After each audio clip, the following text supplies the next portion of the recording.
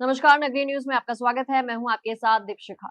राजस्थान में नेताओं के बयान और उनकी टाइमिंग का खास महत्व होता है और कई बार एक ही बयान कई मायनों में दिखा जाता है। हाल ही में राजस्थान में हुए कांग्रेस के प्रदर्शन के दौरान पीसीसी चीफ गोविंद सिंह डोटासरा का एक बयान अब सियासी बहस का बड़ा मुद्दा बन गया है।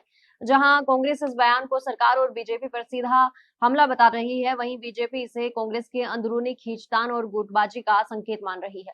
दरअसल शहीद स्मारक पर एलपीजी मुद्दे को लेकर हुए कांग्रेस के प्रदर्शन में डोटासरा ने अपने संबोधन के दौरान राज्य सरकार पर लोकतंत्र को कमजोर करने का आरोप लगाया। लेकिन इसके साथ ही उन्होंने अपनी ही पार्टी के नेताओं को एक तरह से नसीहत दे डाली। डोटासरा ने साफ कहा कि केवल ट्विटर पर सक्रिय रहने से सरकार को नहीं घेरा जा सकता और ना ही सिर्फ नेता खुद आकर औपचारिकता मौजूदगी दर्ज करवाए तो उससे कुछ हासिल होगा। उन्होंने जोर देकर कहा कि हर नेता को मैदान में उतरकर सरकार के खिलाफ खड़ा होना पड़ेगा, तभी कांग्रेस की वापसी संभव है। डोटासरा के इस बयान को लेकर अब अलग-अलग राजनीतिक प्रतिक्रियाएं सामने आ रही हैं। कांग्रेस के नेता और कार्यकर्ता इसे सरकार के खिलाफ एक आक्रामक रणनीति के रूप में देख रहे हैं, जबकि बीजेपी इसे कांग्रेस की अंदरूनी स्थिति का आईना बता रही है। पूर्व नेता प्रतिपक्ष राजेंद्र राठौड़ ने इस बयान पर तंज कसते हुए कहा कि डोटासरा अपनी ही पार्टी के नेताओं पर निशाना साधने से नहीं चूकते।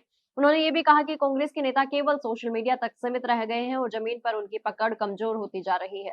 राठौड़ ने आरोप लगाया कि कांग्रेस न तो प्रदर्शन में भीड़ जुटा पा रही है और न ही संगठनात्मक मजबूती दिखा पा रही है।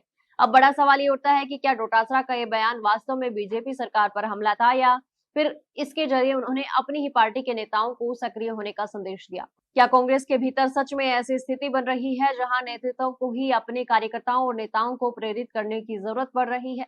फिलहाल इस बयान ने सियासी गलियारों में हलचल जरूर बढ़ा दी है और आने वाले दिनों में इसके और भी राजनीतिक मायने सामने आ सकते हैं।